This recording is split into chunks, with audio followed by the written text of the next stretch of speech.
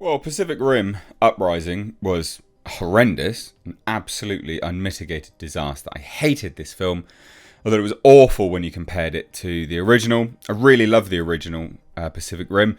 I mean, it's a kaiju movie for Westerners, you know, made by Westerners, for Westerners, whatever you want to call it. It was just interesting. It was just so much fun. And then Uprising comes out, and it was the biggest pile of utter nonsense drivel I've seen ever.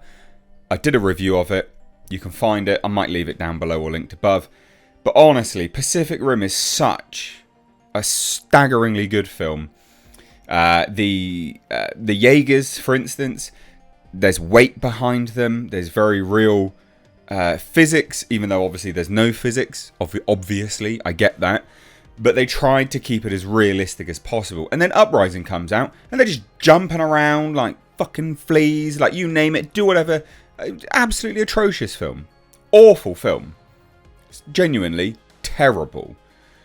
And Del Toro reveals why he didn't and won't watch 2018's Uprising. Now, I am surprised that he doesn't absolutely lambast the film and tear it apart to do with the direction they went. But hey, it's interesting nonetheless. Leave your thoughts on Uprising down below, ladies and gents.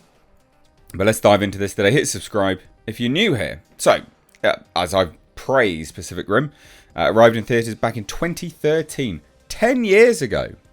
Who'd have thought that, eh? Mostly positive reviews, and it earned $411 million at the box office. Not bad, actually. Not bad at all. You'd expect it to do a little bit more, or you'd expect it that it should have done a little bit more. There was a sequel later, so Pacific Rim Uprising, garbage. Director Stephen S. DeKnight stepped in to replace Del Toro. There was also some talk, if you remember rightly, of them attempting, right, to merge these universes. There were a lot of rumours that they were going to have Pacific Rim crossover with Godzilla and the Monsterverse, or something along those lines. There was a lot of rumours circulating about that, and then it never happened, thank God. But anyway, Stephen S. DeKnight dropped in. He's for a guy that has done such good stuff, god damn, he's done some bad stuff. So despite putting Star Wars actor John Boyega front and centre, the response to the movie wasn't anywhere near as good. I don't understand why. There was this weird push for John Boyega to become a leading man. And he's a fine actor. He's not horrendous, but he's not a leading man. Right? He's just not. And I like him as an actor. I think he's pretty good. But he's not leading man material. He doesn't have the charisma. You have to have charisma. He doesn't have it. He doesn't ooze that sort of stardom on screen. You're not massively interested in what he's doing and what he's saying. So anyway, the response to Uprising was terrible. 42% on Rotten Tomatoes compared to 72% for Pacific Rim. It was a dud. It was a huge failure. Now, fans have long wondered why Del Toro didn't return to helm the follow-up, particularly as building this world of kaiju and robots appeared to be a passion project. Now, he's revealed it basically. He spoke with Collider, and it was all to do with a deposit. Yeah, weirdly. But it shows studios' incompetence, I think, primarily, and this is why I think it's fascinating stuff. It's genuinely to do with incompetence. So, what is it? We were getting ready to do it. This is Del Toro. It was different from the first, but it had a continuation of many of the things that I was trying to do. Then what happened is, I mean, this is why life's crazy, right? They had to give a deposit for the stage at 5 PM, or we would lose the stages in Toronto for many months. Basically, hey guys, we need to pay for the sound stages we're going to be filming this movie on. Put a deposit down. So I said, don't forget, we're going to lose the stages. 5 o'clock came and went, and we lost the stages.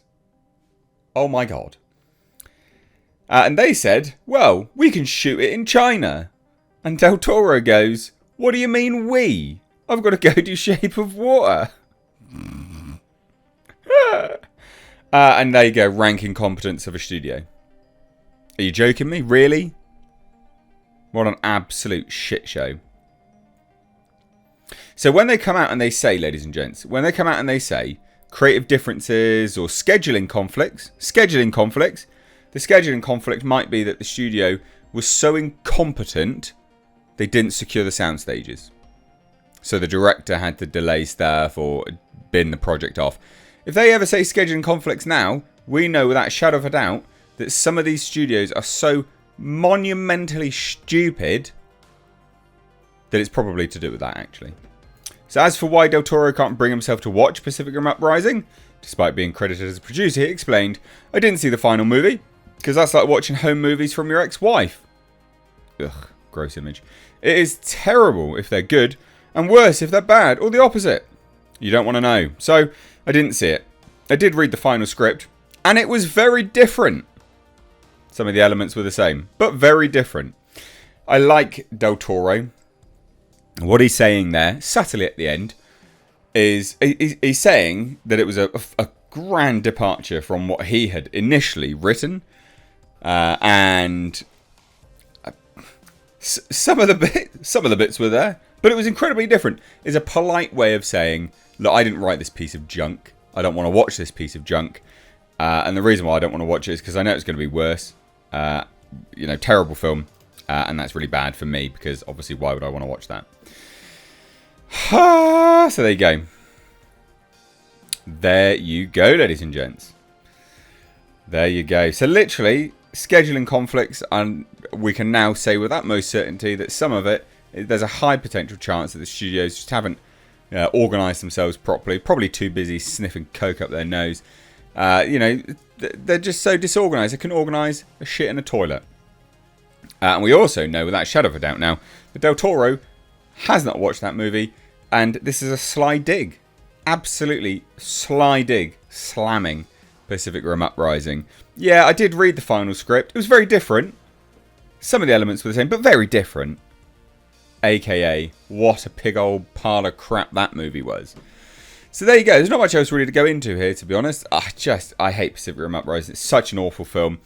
And it's such a letdown from such a great start of what could have been a brilliant franchise. Make no mistake, ladies and gents, that could have been an absolutely fantastic franchise. Charlie Hunnam, Idris Elba, great. So good. Pacific Rim, the first one, such a good movie. In fact, I like it so much, I'm probably going to watch it again soon. So, meh.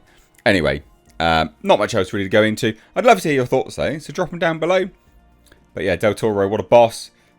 What do you mean we? I'm not going to China. I bet he's lucky. I bet he feels very, very glad he ducked out of that to go do Shape of Water or win an Oscar. Anyway, take care. Bye now.